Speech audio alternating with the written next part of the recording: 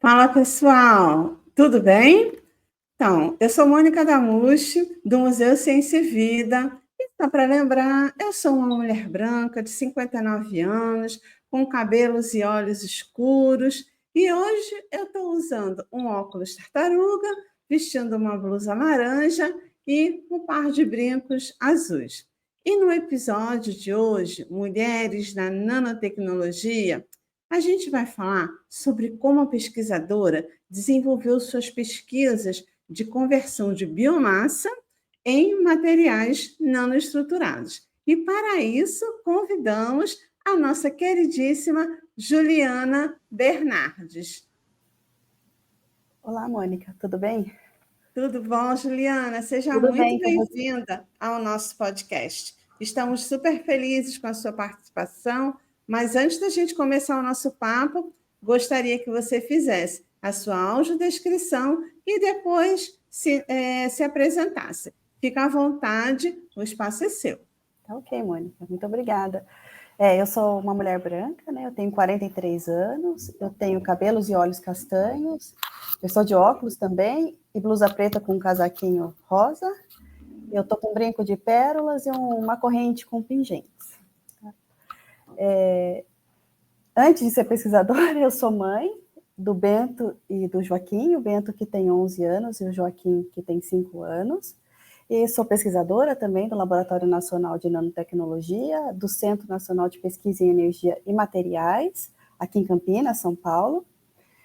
Eu nasci em Poços de Caldas, é uma cidade pequena em Minas Gerais, e eu passei toda a minha infância e adolescência lá.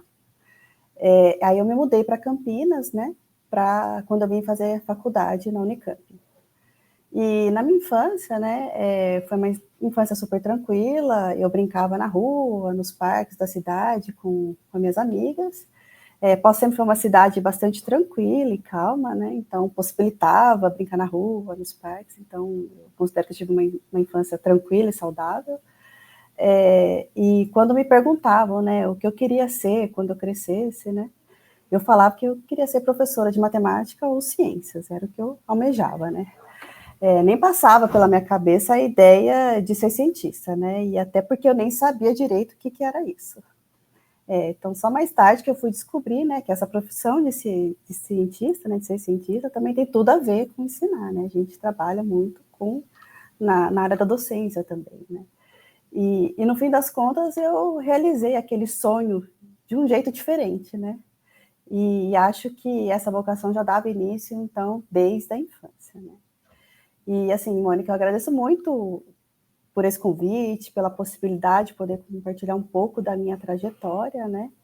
E espero que isso possa inspirar meninas que, assim como eu, né, estão no interior, vieram do interior, né, longe de grandes centros científicos e tecnológicos, como Campinas, né, mas que sonham em seguir a carreira científica, né? Eu queria mostrar que, sim, é possível chegar lá, né, e construir uma trajetória bacana, né, mesmo começando de longe. E aí, voltando um pouco, né, sobre a minha trajetória, eu vim para Campinas em 2000, né, para estudar na Unicamp, e aí aqui eu fiz a graduação, doutorado e pós-doc no Instituto de Química, né. Eu fiz 2 estágios no exterior, um na Universidade de Lund e outro na Universidade de Estocolmo, né, ambas universidades na Suécia. A Suécia é bastante reconhecida na área que eu atuo, né. E eu trabalho aqui no CNPq desde 2012, já faz 13 anos que eu estou aqui, e eu fui contratada, né, para iniciar uma linha de pesquisa na área de materiais que são advindos de biomassas, né, principalmente resíduos agrícolas, que são abundantes no Brasil. Então, pensando em substituir diferentes derivados de petróleo. Ah, que legal. Juliana, certamente a sua história inspirará muitas meninas, não tenho dúvida. E para quem não conhece Poços de Caldas, merece conhecer, a cidade é linda, famosa pelos doces, muito bom. É, então, Juliana, né, como vocês já viram, né, tem uma carreira incrível, belíssima, né, com certeza tem muita coisa legal e estimulante para nos contar. Então, vamos começar agora falando da sua opção pela área de exatas, né, especificamente pela química. Já falou que sonhava em ser professora, mas você tinha algum exemplo assim, de pessoa graduada na sua família ou no seu círculo de relações que te levaram a optar por uma graduação em química? Então, eu tenho uma prima, né, mas é meio distante, que seguiu a carreira científica na área da química. Mas nunca nós tivemos muito contato, né? E, além disso, minha mãe iniciou o técnico em Química e meu irmão iniciou a graduação em Química, mas os dois não finalizaram, né, nem o técnico nem a graduação. Mas, de certa forma, né, a Química já estava meio que presente de forma sutil na minha vida. E, como eu mencionei, desde criança eu sempre gostei de ciência e matemática. E na escola, assim, eu sempre tentava participar, né, das feiras anuais de ciências, e isso aumentava a minha vontade de saber mais sobre a área, enfim. Mas foi no final do ensino fundamental que minha paixão pela química realmente começou, né? Eu lembro que nas aulas de ciências, a professora da 8ª série, que é o 9º ano, né, que chamam agora, ensinou sobre nomenclatura de compostos inorgânicos, e eu adorei naquela época. Hoje essa parte da química não é a minha favorita, né, mas naquela época ela me fascinou. Mas aí foi no ensino médio, né, que eu decidi mesmo pela química. E o motivo foi porque eu comecei a ter algumas aulas práticas, experimentais, né, bem simples, no laboratório que tinha na escola, e isso me encantou, né? Então, ir para o laboratório, fazer experimentos, foi algo que me empolgou muito. E até hoje eu gosto muito da parte experimental, né? Só que, infelizmente, eu não tenho muito tempo para ir no laboratório.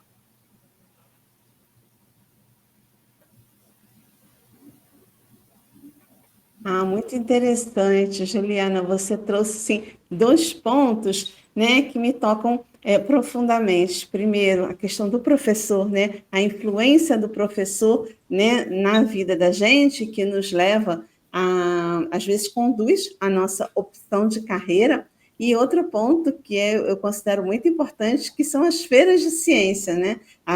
O potencial que as feiras de ciência possuem para atrair os talentos para a ciência. A gente já teve outro convidado aqui que também falou da importância da Feira de Ciências na formação dela, né? Então, eu acho muito legal isso. Na Fundação CCERJ, a gente tem uma Feira de Ciências, que é a FECT, né? Então, eu fico muito feliz, né, de continuar dando contribuições nas feiras que a gente ajuda na organização e para os estudantes, né, de hoje e do futuro. Então, acho isso bem, bem importante mesmo, muito legal esse seu depoimento. Bom, Juliana, você possui uma trajetória acadêmica de excelência, né?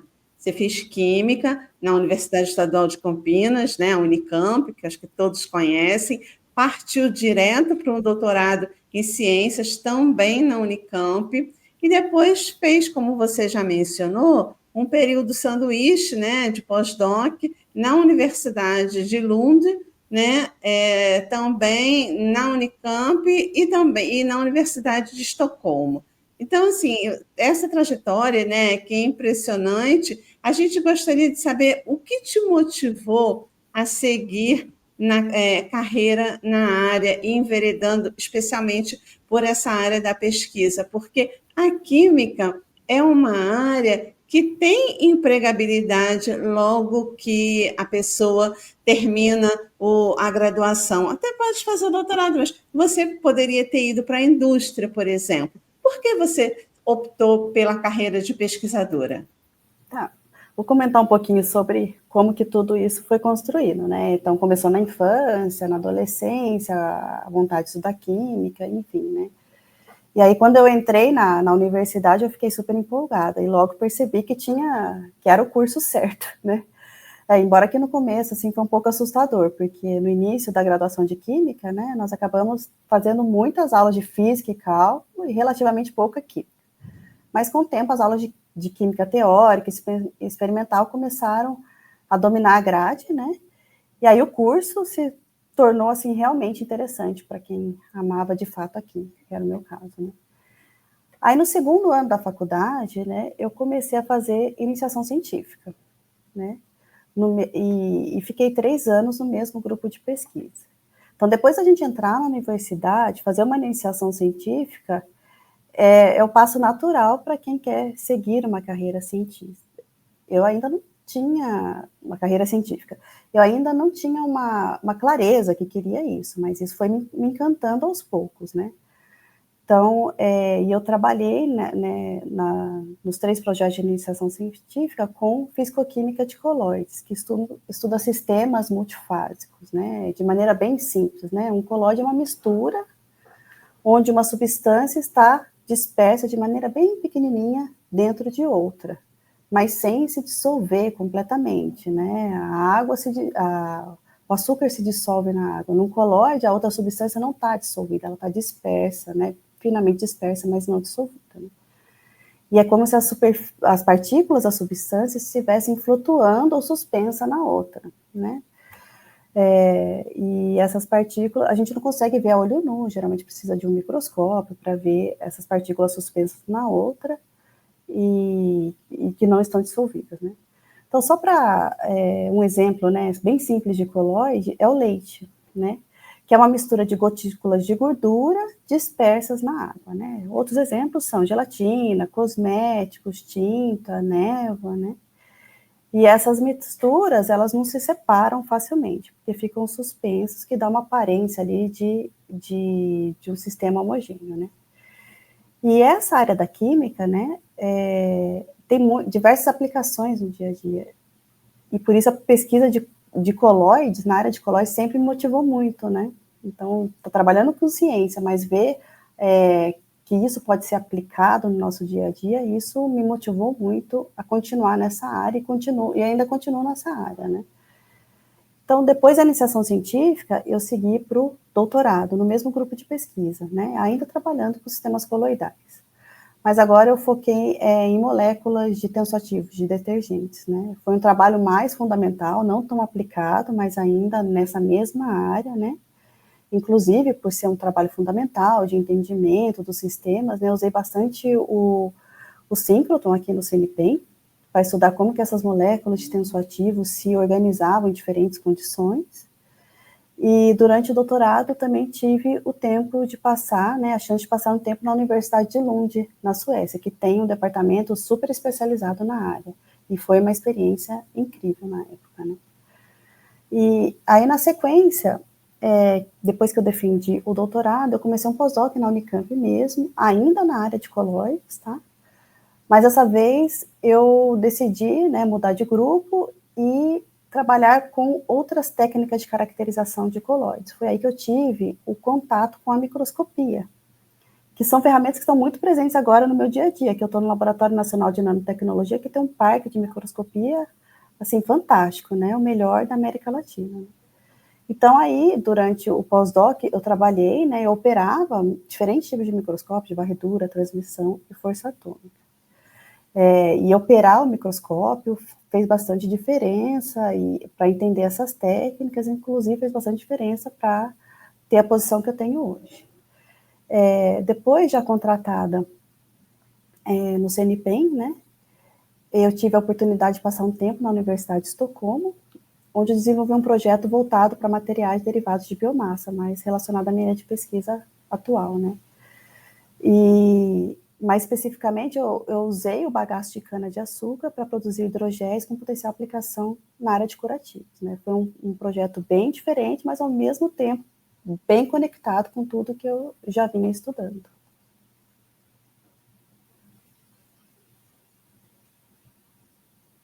Nossa, muito, muito interessante, né? E acho que vale destacar aqui que essa instituição que você faz parte é uma instituição ímpar, né? Ela realmente se destaca, né, no Brasil e também no mundo, na verdade, né? Tem pessoas de todo mundo que vêm usar os equipamentos, né, do SEMP. É um orgulho nacional essa instituição. Muito, muito bom.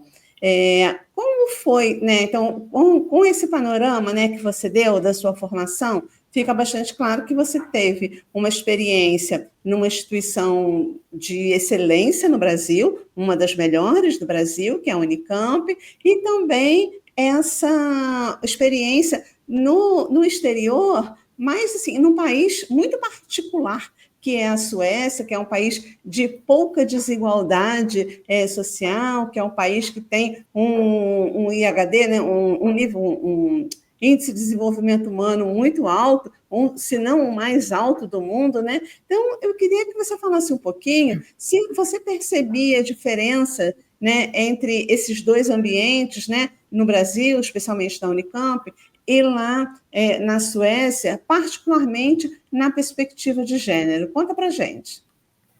Então, as minhas experiências de estudo, tanto no Brasil quanto na Europa, assim, na Suécia, foram bem incríveis, né? Eu tive o privilégio de passar por universidades e grupos de pesquisa de altíssimo nível, e isso, com certeza, marcou muito a minha trajetória. E, sinceramente, eu não notei grandes diferenças entre os ambientes, assim, nem em relação à infraestrutura para a pesquisa e nem quanto à qualidade dos pesquisadores. Do ponto de vista de gênero, enquanto estudante, também não senti grandes contrastes, né? Eu fiz química, né, que já naquela época, né, no ano 2000, era um curso com bastante presença feminina, né? Na minha turma de graduação, por exemplo, era em torno de 50% homens, 50% mulheres. E na pós-graduação, nos laboratórios por onde eu passei, às vezes tinha mais mulheres do que homens. Então, isso sempre me deu uma sensação de acolhimento e pertencimento, né? Nunca senti isolada ou fora do lugar por ser mulher na ciência. Então, olhando especificamente para a minha vivência como estudante, pesquisadora em formação, me senti muito bem amparada e incentivada, tanto no Brasil quanto na Suécia. Mas ao longo da carreira, a gente vai percebendo com mais nitidez algumas sutilezas, desafios que as mulheres ainda enfrentam, né? Especialmente quando se trata de alcançar cargos mais altos ou de conciliar a vida pessoal com a vida profissional, né? Um exemplo marcante, né, é o chamado efeito tesoura, algo que, infelizmente, ainda é bastante evidente na área de química, né? Esse termo descreve uma situação, né, que no início da trajetória acadêmica, né, as mulheres são maioria, tanto na graduação quanto na pós-graduação, que é o caso da química, mas com o passar do tempo, essa proporção se inverte, né? Os homens passam a ocupar a maior parte das posições de destaque, como contratações permanentes, promoções e cargos de liderança, né? E as curvas que representam esse efeito mostram uma mudança, né, no perfil, formando o desenho de uma tesoura, né? Daí o nome do efeito tesoura, né? É um reflexo das desigualdades estruturais que ainda precisam ser enfrentadas com políticas ativas, né, de inclusão e valorização de mulheres na ciência. Muito bom.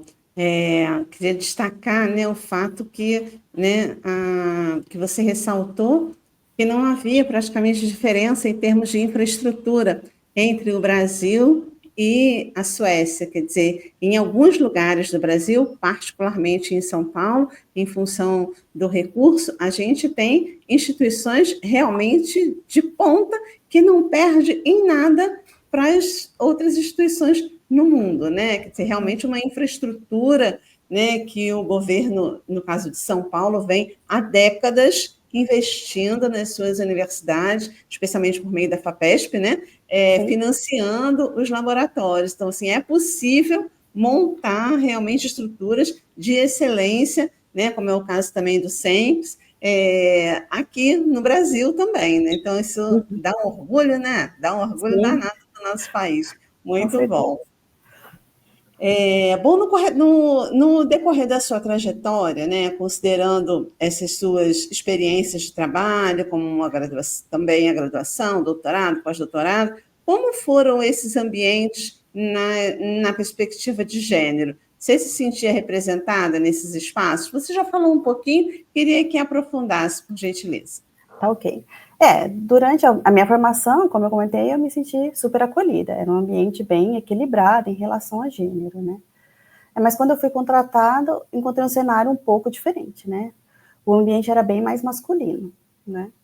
Muito por conta da presença de pesquisadores e profissionais das áreas de física e engenharia, né, que tem aqui, que são cursos tradicionalmente mais frequentados por homens, inclusive, hoje em dia, né? Então, isso acabava se refletindo também nas contratações da época, né? Então, foi um contraste em relação ao que eu estava acostumada, né? E lidar, claro, com isso teve muitos, alguns momentos difíceis, né? Mas foi um enorme aprendizado e ainda vem sendo um aprendizado, né?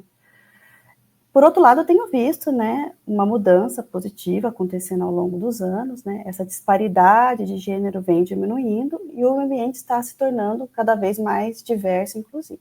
Né?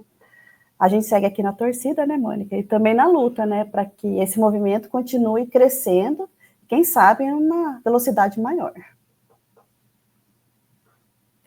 É isso mesmo, quer dizer, eu acho que a gente também tem que incentivar a mais meninas a se interessarem por essas áreas, né? Porque precisa de um contingente importante de mulheres prontas a ocuparem essas posições como a que você ocupa atualmente.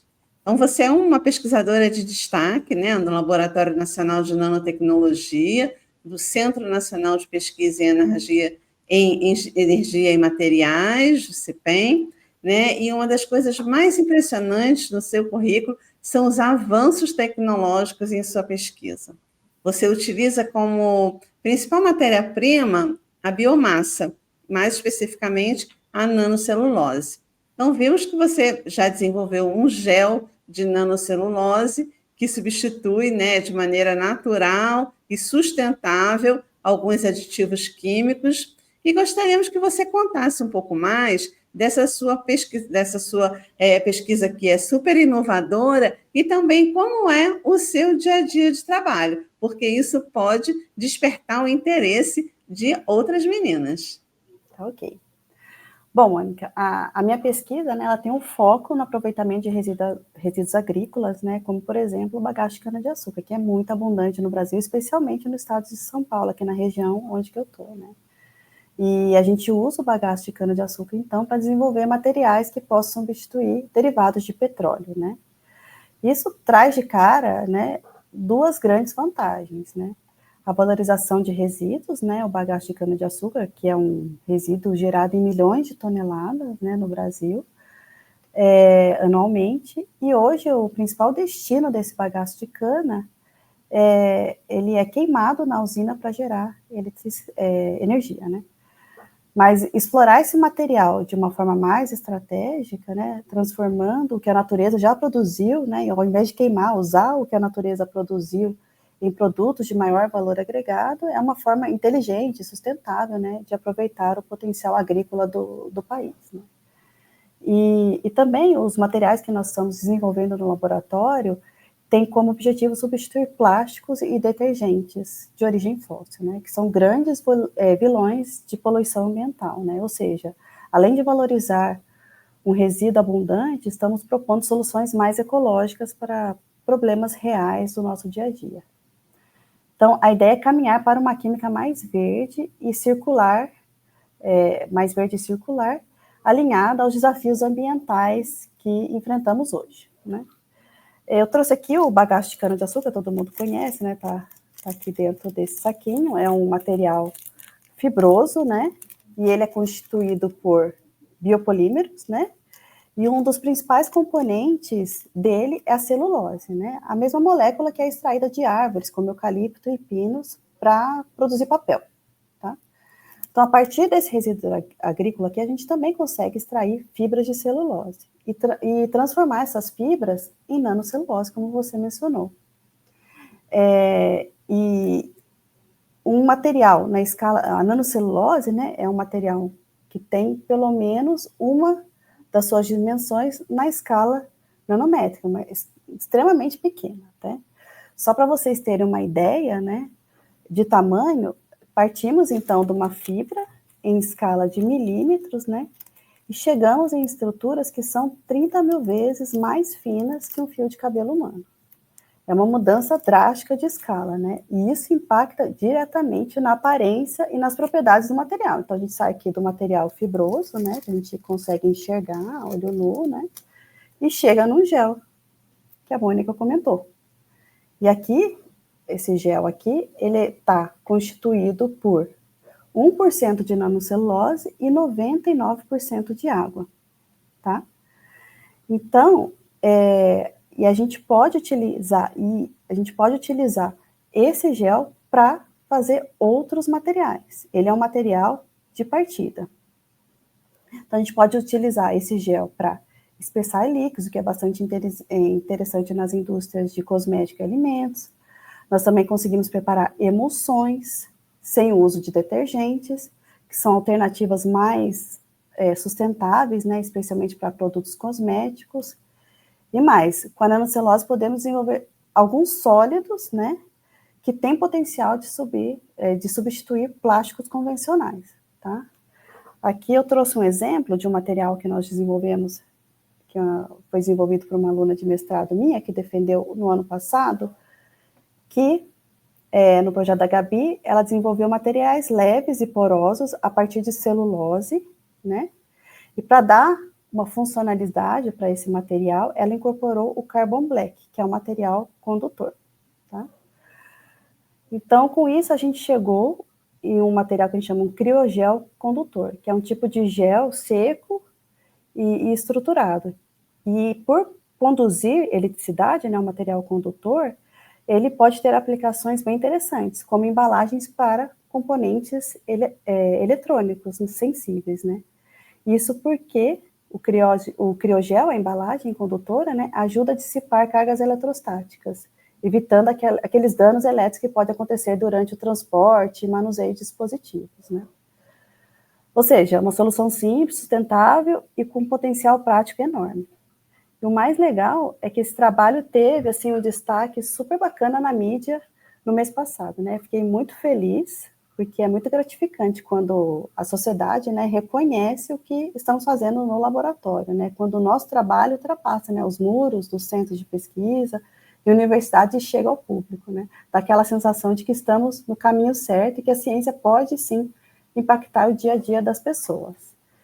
E sobre o meu dia a dia, né, então agora como uma pesquisadora independente, né, tenho a minha linha de pesquisa, eu tenho os meus alunos, né, que trabalham no grupo de pesquisa, alunos de mestrado, doutorado, alunos de iniciação científica, né, então, como eu comentei anteriormente, eu vou pouco para o laboratório, então trabalho mais na parte de orientação e na gestão de projetos, eu trabalho corrigindo muitos materiais que os alunos produzem, e assim, a gente tem que se dividir em diferentes tarefas. Então, uma organização de tempo é uma etapa essencial no dia a dia.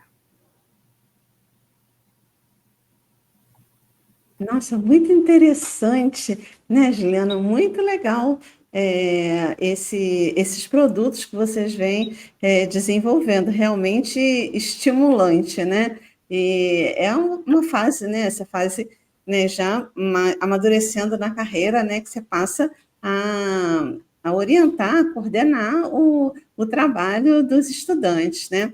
E, bom, você, né, com essa sua trajetória acadêmica de excelência, que a gente já pôde perceber aqui, né, passou por formações em universidades de ponta, como já dissemos, e eu acho assim, que o seu desempenho, né, tem realmente chamado muita atenção a ponto de você ter sido indicada pela Academia Brasileira de Ciências como um membro afiliado, que são os pesquisadores jovens, que já cedo passam a integrar a Academia Brasileira de Ciência, que é uma honra para o pesquisador, né, fazer parte desse grupo tão seleto. Então, aproveito para te parabenizar, né, por mais essa conquista.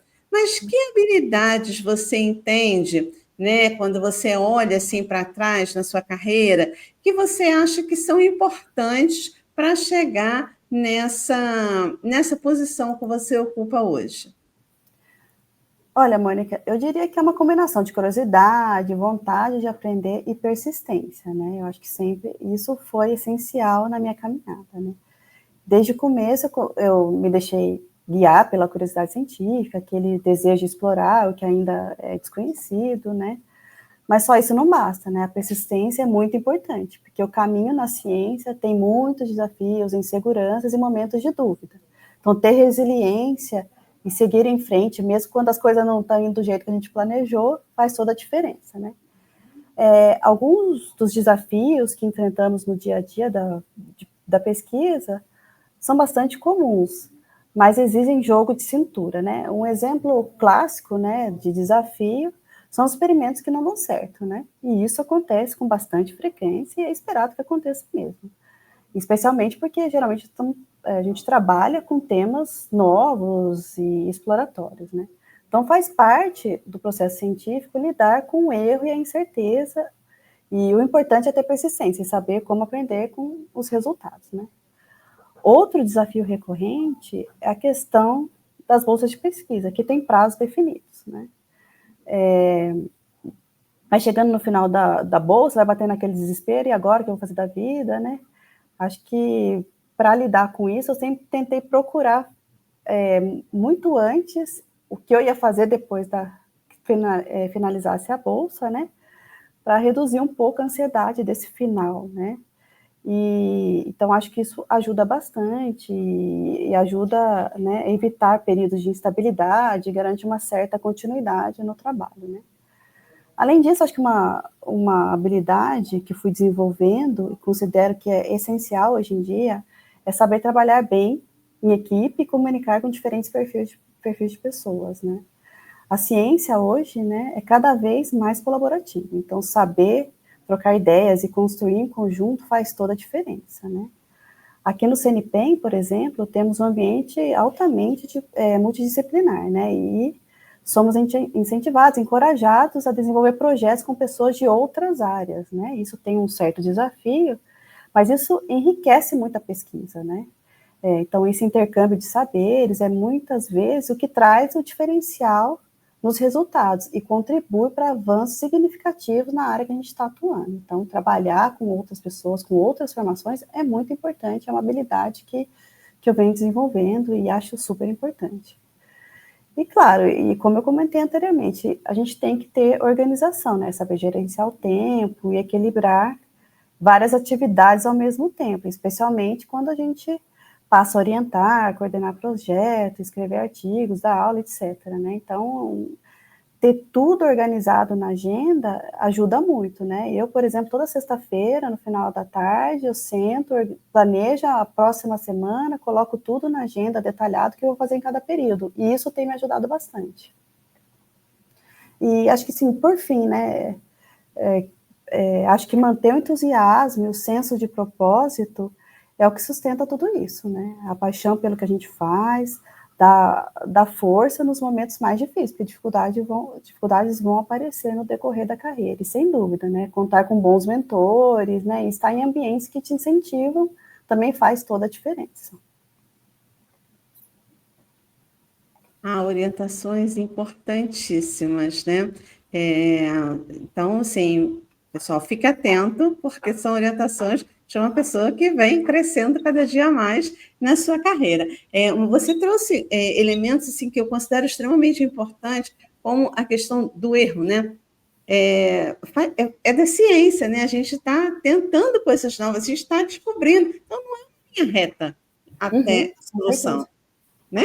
É uma linha que tem os desvios, de vez em quando, né, você tenta uma coisa que não deu certo, e muda aí de rota. E isso muda de rota, exatamente. E lidar com a frustração. Né? Eu acho que a frustração está muito presente na ciência, mas faz parte, é inerente, né? É da natureza da pesquisa. Mas isso não significa que não vai chegar a um resultado bom. Se for persistente, né, for atento, né, consegue chegar lá no lugar correto, onde deseja. Né? Outro ponto importante que você falou, né, são as bolsas. Né? É importante que a nossa audiência fique atenta para isso, né? Porque tem incentivos para desenvolvimento de carreiras em ciência, como bolsas de pós-graduação, bolsa de pós-doutorado, Mas aí, como a Juliana colocou, é importante estar sempre atento ao que vai fazer na próxima etapa, né? E isso é no sentido de conhecer também, né, qual é o entorno, né, quais são os outros grupos que trabalham com aquele assunto que te interessa, como você disse anteriormente, que você já tinha identificado na Suécia, grupos importantes na sua área, né? Então, isso, né, que as pessoas que estão nos ouvindo, que sejam jovens, e, né, que estejam passando, né, e pensando em uma carreira nessa área, eu acho que são dicas muito, muito valiosas mesmo. Durante a sua trajetória, Juliana, você consegue identificar se passou por dificuldades pelo fato de ser mulher? Então, durante a formação, como eu já comentei anteriormente, não, né? Não enfrentei dificuldades explícitas por ser mulher, né? Mas as coisas mudam um pouco quando a gente vira mãe. E aí foi a minha maior dificuldade, né? A maternidade traz muitas alegrias, mas também põe desafios muito duros para quem está na carreira científica, né? A ciência exige tempo, dedicação, flexibilidade para viagens, prazos às vezes muito apertados, né? E conciliar tudo isso com a criação de um filho não é nada simples, né? Eu me tornei mãe, né? O Bento nasceu quando eu iniciei a minha carreira de pesquisadora independente. Isso foi um desafio, né? Então era tudo novo em casa e tudo novo no trabalho, né? E eu senti na pele a sobrecarga que muitas mães enfrentam, aquela pressão silenciosa de estar sempre presente no trabalho, entregando tudo no prazo, né? E ao mesmo tempo querendo estar ali de forma plena na vida do filho, né? Então, a sensação de culpa, às vezes, é constante, né? Como se a gente nunca estivesse fazendo o suficiente em nenhum dos lados, dos dois lados, né? E a produtividade, naturalmente, cai, né? Nos primeiros anos, depois que você tem um filho, né? Não é só durante a licença maternidade, depois que você tem um filho, demora, porque eu não tinha grupos bem estabelecidos, então, quando eu voltei, tive que recomeçar praticamente as duas, na volta das 2 licenças maternidade. Então, isso dificulta muito e cai a produtividade, né? E nem sempre os ambientes de pesquisa estão preparados para acolher essa fase com empatia, né? Ainda é comum ver mulheres se afastando da carreira científica e não conseguirem esse equilíbrio ou por não encontrarem apoio, né? Por isso eu acredito na importância de políticas institucionais, né, que considerem essas realidades, né, e promovam, de certa forma, mais equidade, né, dentro das instituições, né. Então, apesar dos desafios, né, eu sigo firme, né, porque eu adoro o que eu faço, né, a pesquisa que eu faço, enfim, e porque eu acredito que minha presença também ajuda a abrir caminho para outras mulheres, né? Especialmente outras mães, né? Que sonham em seguir na ciência. Isso realmente é uma realidade para quem quer ter uma vida pessoal, né? Uma pessoa normal que tem vida pessoal e vida no trabalho. Queria voltar aqui à questão, né, da sua eleição para a Academia Brasileira de Ciências, né, na área de Química, na categoria de membro afiliado, que é voltado especialmente para jovens pesquisadoras. Queria que você contasse um pouquinho como é para você, né, sendo mulher, estar num lugar, né, de excelência, que são a excelência dos pesquisadores do Brasil, né, representando, né, a comunidade científica brasileira. Conta para a gente. Ser eleita para a Academia Brasileira de Ciências como membro afiliado na área de Química foi uma honra enorme, né? E, ao mesmo tempo, é uma grande responsabilidade, né? Estar nesse espaço, representando não só a minha trajetória, mas também de outras mulheres cientistas, né, que vêm batalhando todos os dias, né, é muito significativo para mim. A gente sabe que a presença feminina nos espaços de decisão, reconhecimento na ciência ainda é menor do que poderia e deveria ser, né? Então, por isso, estar ali também é uma forma de mostrar que esse lugar é possível para todas nós, né? E é um sinal que as coisas estão mudando, mesmo que ainda haja muito caminho pela frente, né? Eu me sinto muito motivada a usar essa posição para dar visibilidade a outras mulheres, para apoiar, né, jovens cientistas e também para levar a ciência brasileira cada vez mais longe, né, com diversidade, com compromisso social e excelência. É um reconhecimento que me emociona, né, mas que também me impulsiona a continuar trabalhando com ainda mais dedicação e propósito. Ah, que lindo, Juliana. Parabéns, acadêmica. Obrigada. A gente está se aproximando do final e queria que você deixasse um recado, um conselho para as jovens que nos escutam e que têm interesse, desejam seguir nessa trilha da ciência. Ok, Mônica. Tá, minha mensagem é: as jovens que estão interessadas em seguir uma carreira científica, né, prossigam com determinação, mesmo diante dos desafios, alguns eu comentei aqui, né. A curiosidade é uma força poderosa, né, e deve ser cultivada, né. Então, procurar boas referências é muito importante, façam perguntas, envolvam-se em projetos, e não temam cometer erros, ou admitir desconhecimento inicial, né? Todo mundo começa da mesma forma, né? Então, no início a gente é meio perdido, mas a gente tem que mostrar que está querendo prosseguir, né? E a ciência necessita de mais mulheres, né? De maior diversidade de perspectivas, e cada uma de vocês, né, pode oferecer uma contribuição singular, né?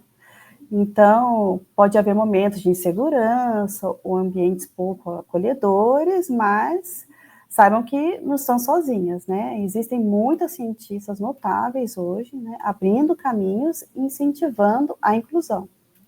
E acreditar que vocês têm capacidade, né? Confiem no processo, né? E lembre-se que é possível construir uma carreira científica sólida, né, enquanto vive outras dimensões da vida também, né? A ciência se desenvolve, né, com empatia, colaboração e paixão. Que bonito. Agora a gente chega no nosso momento ping-pong, né? Eu te faço uma pergunta e você me dá uma resposta. Então, vamos lá. Uma música.